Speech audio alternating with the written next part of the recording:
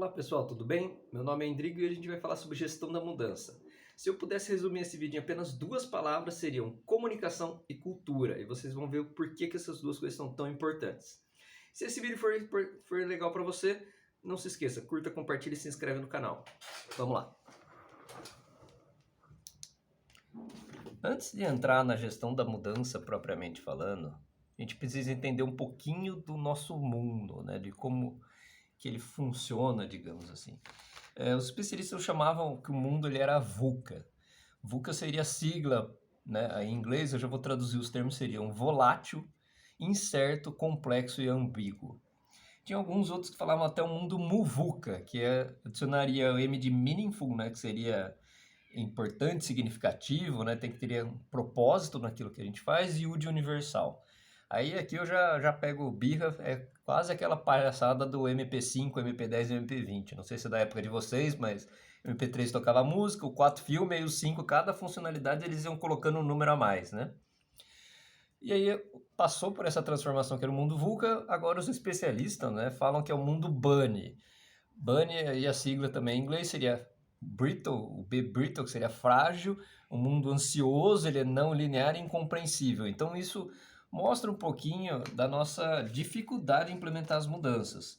A gente não conhece muito do mundo, então até a questão, a própria gestão de projetos. Antigamente a gente tinha um projeto em cascata, né? Hoje a gente tem os projetos ágeis. Eu acredito que a mudança também tem que ser pensada num conceito ágil. Você não vai ter todas as informações e você vai mudando de pouquinho ao longo do tempo, tá? E o tripé da mudança, que isso aqui é muito importante. Para a gente conseguir construir uma mudança, a gente precisa entender a cultura, né? Já diria o Peter Drucker que a cultura come a estratégia no café da manhã. Como assim? Imagina que você vai e implementa ali, você vai implantar um software para fazer uma mudança, etc. E você não entende a cultura da empresa, não entende a cultura daquela área do departamento. Você vai apresentar e falar, ah, tá bom, legal.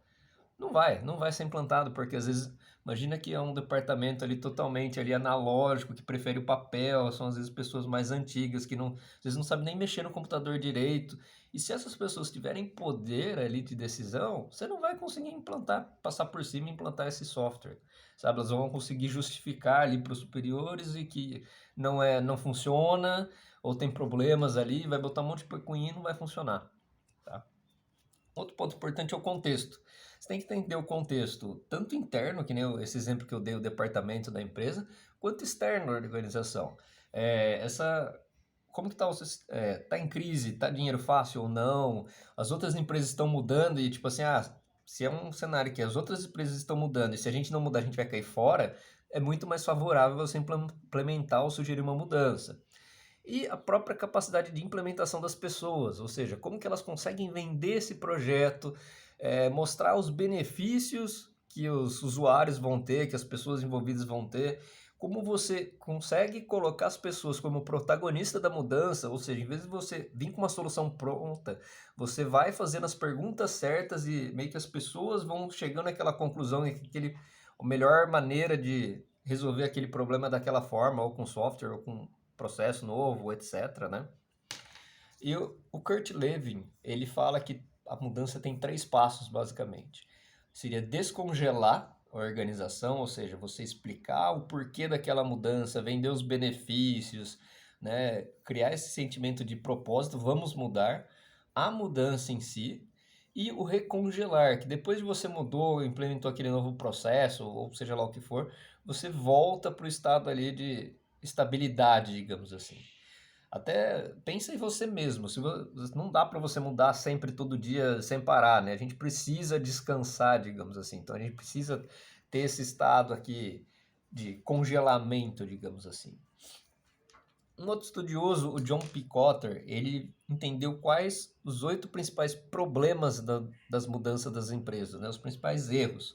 E ele criou um passo a passo para passar por esses erros, né? Para evitar esses problemas. Então, o primeiro passo, você precisa criar um senso de urgência, parecido com o descongelar, você precisa vender, né, o porquê da mudança. E aqui tem tanto uma questão, você pode vender benefícios ali para aquelas pessoas mais racionais, né? Então, vamos economizar X% ou X reais ali, com essa mudança, ou vamos nos posicionar melhor com relação aos concorrentes, etc. E até algo emocional, que aí é algo que tem que ter mais força. Por exemplo, se você falar, ó, se a gente, você conseguir mostrar, se a gente não implementar essa mudança, a gente vai sair do mercado em 1, 2 anos, é algo muito mais forte. Os diretores ali, os donos vão apoiar muito mais essa mudança do que você falar, vamos vender X% a mais.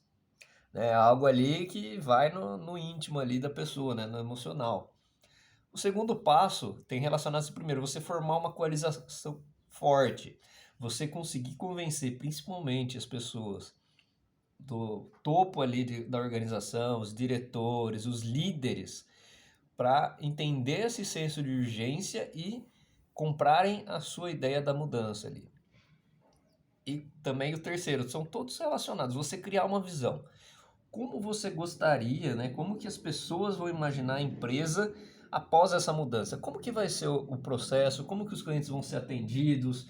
Aqui é meio que uma parte imaginativa e também emocional. Então, imagina só que legal, o cliente não vai ter que preencher um monte de formulário, ou mandar documento, vai estar tudo online, vai ser muito mais rápido, seguro, digitalizado, vai ser um processo mais simples. E aí, que nem o 4, que nem eu falei, tá tudo relacionado. Às vezes até não tem muito como você separar um único passo. Você comunicar essa visão. Não adianta nada você construir esse cenário lindo, maravilhoso de como vai ser as coisas, se você não comunicar. E aqui comunicar a todas as pessoas, tá? Desde os liderança que você vendeu o projeto, que quis mudar, etc., até quem vai lidar com isso no dia a dia e até mesmo dependendo dos clientes ali que vão usar aquele serviço novo, etc. O item 5 é remover os obstáculos à mudança. E aqui entra na questão de você empoderar as pessoas. No dia a dia vai ter aqueles problemas, é inevitável, porque a gente, como o mundo ali é bunny, você não vai ter a visão do todo. Vai ter problema que você jamais imaginou que existiria. E às vezes as pessoas vão descobrir e trazer para você. Então você tem que, né, de certa forma, empoderar as pessoas para elas poderem resolver aqueles problemas pequenininhos no dia a dia. Né? Às vezes é só um ajustezinho no sistema, ali um código, uma regra que, nossa, vai ser muito bom para aquelas pessoas, para os usuários finais. O sexto item é criar quick wins, seriam as vitórias rápidas. Então, ao invés de você vai implantar uma mudança, um sistema que, nossa, é bem difícil, complexo, você tem que criar formas de você ter, em vez de fazer um projeto vai levar 1 ano, como você divide ele em pequenos pedacinhos e vitórias, digamos assim, semanais. Então, ó, em vez de implantar na empresa toda, vamos implantar só num departamento ou só num processo pequenininho. Então, ó, puxa, isso aqui já está dando certo. Você celebrar essa vitória e comunicar, falar, olha, o departamento tal já está usando aqui o sistema, não sei o que, e está dando certo, tá legal. E aí com isso as pessoas vão se engajando também mais na mudança. Vão vendo que o vizinho está dando certo, que está legal, que está funcionando e vão querer, né, fazer parte disso. E o oitavo passo é você ancorar essas mudanças, tanto no sistema, né, e isso vai ficar permanente, digamos assim, né, até a próxima mudança, não ser algo temporário, fizemos uma coisa diferente durante um período e depois sumiu. E também até na questão da cultura da empresa. Você pode usar, às vezes, exemplos de mudanças do passado que foram bem-sucedidas, às vezes até pode ter passado por um período traumático, ter dificuldade, não é que não vai ter dificuldade, mas você vende depois os benefícios finais. Claro, nossa, gastamos mais, demoramos mais, foi difícil, foi sofrido, mas olha só o que a gente tem agora. Olha os benefícios que a gente tem agora. No final do processo todo de mudança, depois de um tempo que vai ficar na cabeça das pessoas, vai ser os benefícios finais. Uma metodologia para você ver se a sua mudança está no caminho certo, se ela tem chances de dar certo ou não. É a metodologia DICE. Cada letra seria uma questão, tá? Então, por exemplo, o D é o tempo entre cada revisão. O I é a competência de quem está fazendo as mudanças ali. O C é o comprometimento, e aí divide em 2 etapas, tanto do líderes quanto da equipe. E E é o esforço adicional, ou seja, o que as pessoas têm que fazer para mudar além do que elas estão fazendo no dia a dia. A nota final vai ser o item D, mais 2 vezes a competência, que é importante, 2 vezes o comprometimento dos líderes, e depois soma o comprometimento da equipe e o esforço adicional. Cada item desse você vai dando nota de 1 a 4, sendo 1 muito bom e 4 muito ruim, né? 4 pior.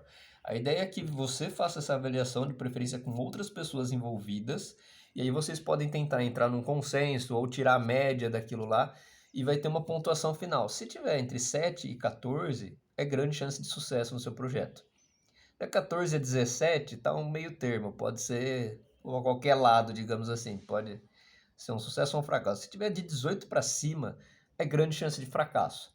Mas nem tudo está perdido, você pode reavaliar depois quais são os itens que tiveram a pior nota no caso, e como você pode melhorar isso. Então você pode fazer um processo iterativo a cada semana, ou a cada 2 semanas, ali você vai revisando e tentando melhorar para chegar sempre na nota mínima possível, que vai ter mais chances de dar certo o seu projeto. E muita gente até se questiona ou pensa, por que que mudar é tão difícil? Pensa, antes de querer mudar a empresa, pensa a mudança pessoal. Às vezes é muito complexo. Tem gente, às vezes, até tá num relacionamento, acha que vai mudar aquela pessoa. Às vezes a pessoa não quer mudar. Às vezes a pessoa vai falar que vai ser melhor, que não vai fazer mais aquilo, mas na verdade é só para te enrolar, né? Então, é complexo. A mudança em si, às vezes, até se você parar para pensar, é um pouco até com relação àquelas fases de aceitação do luto, né? Então, você vai negar no começo, depois você vai ter raiva, né? Imagina às vezes um projeto. Ah, não, não quero que não quero esse projeto, não aceito, depois você vai ter raiva, por que que aconteceu isso, tá tudo dando errado. Você vai tentar às vezes barganhar, mas se eu fizer só isso aqui, tudo bem, daí a gente não coloca isso. Aí até a última etapa que você aceita a mudança. Isso é um pouco até pensando no desempenho em empresas, né? Então você vai ter um desempenho inicial de como que o processo funciona, aí você vai colocar mudança. Inevitável o seu desempenho vai cair. É inevitável. Não tem como você implantar uma mudança sem ter uma queda no desempenho. Por quê?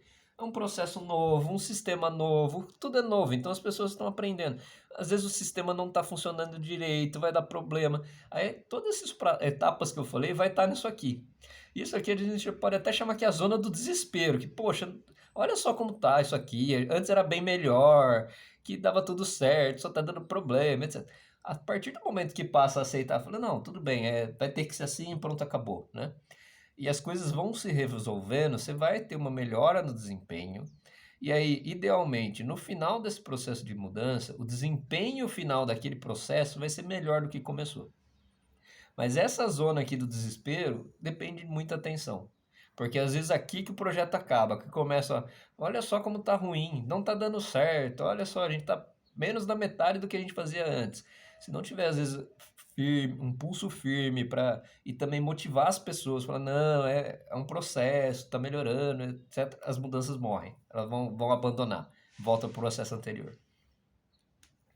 E com relação à cultura da empresa, a gente tem 4, digamos assim, quadrantes da cultura organizacional. Claro que nenhuma empresa vai estar, às vezes, 100% naquele pedaço, né? Às vezes ela é um pouquinho de cada. E não tem certo, não tem errado, tá? Então a gente pode olhar tanto um ambiente mais flexível ou um ambiente mais estável. E aqui nesse outro eixo X, se está um foco mais externo à organização ou se é um foco interno, focado mais nas pessoas. Então você vai ter empresas que são mais flexíveis, o foco interno é mais voltado para colaboração.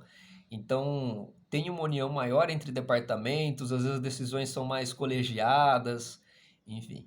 Tem o foco, o ambiente flexível e foco externo é muito mais para criação. Então, às vezes é uma empresa mais inovadora, que ela vai testar, às vezes, muitos produtos e às vezes não vai dar certo. Faz parte, né, do processo. Você vai lançar e não deu certo. Então, você está sempre lançando produtos novos. Talvez até se você pensar qual que é a meta principal da empresa. Aqui, é lançamento de produtos novos. Então, todo ano tem que ter um lançamento, algo assim. Aqui é muito mais de ter uma harmonia entre os departamentos ali, de tudo dar certo. Aqui eu estou falando um foco externo e um ambiente estável, então é competição. Então aqui às vezes é cortar custos, tem que ter o maior campeão de vendas. Até às vezes você já consegue imaginar uma empresa aqui, que é muito mais focado de, não, vamos acabar com nossos concorrentes, vamos vender mais, vamos cortar os custos, etc. E aqui, como o foco é interno, é muito mais o controle. Então é uma empresa que tem processos muito bem padronizados e estruturados. E que nem eu falei, aqui, né, nesses dois tem uma dificuldade maior de mudança, tá? Você, claro que vai mudar, principalmente se você mostrar que aqui você vai ter um controle maior, uma redução de custos, você consegue ganhar a mesma coisa aqui. Se você mostrar que você está mudando e você vai se tornar mais competitivo, acabou, você ganhou. Né? E aqui, que nem eu falei, é muito mais no processo. Então, o processo padronizado. Pensa rede de fast food. Né? Se você pedir um lanche em qualquer estabelecimento do mundo daquela rede, vai ser igual. Você já sabe o que você vai receber. Porque o processo é totalmente padronizado, cada etapa, quanto tempo fica, e o que faz é praticamente robozinhos ali, né? Então, né, com, claro, devido respeito, né, mas é muito padronizado, tá? Que nem eu falei, não tem certo, não tem errado. Cada empresa, ela vai, às vezes, não estar só num quadrante, às vezes é mais perceptível, mas ela tem alguma distribuição de um pouco de cada um. Eles são aqui opostos, né? Então essa empresa aqui vai ter às vezes muito pouca inovação. E também tem que entender que às vezes dentro da própria empresa você vai ter departamentos um pouco diferentes aqui. Você vai ter às vezes o parte financeiro vai estar muito mais aqui, o próprio perfil do líder e do departamento às vezes vai estar muito mais no controle, ter tudo na mão, etc. E às vezes vai ter departamentos muito mais voltados para criação ou para colaboração, tal. Como eu disse, não tem certo, não tem errado, tá? E é isso aí, pessoal. Muito obrigado e até a próxima.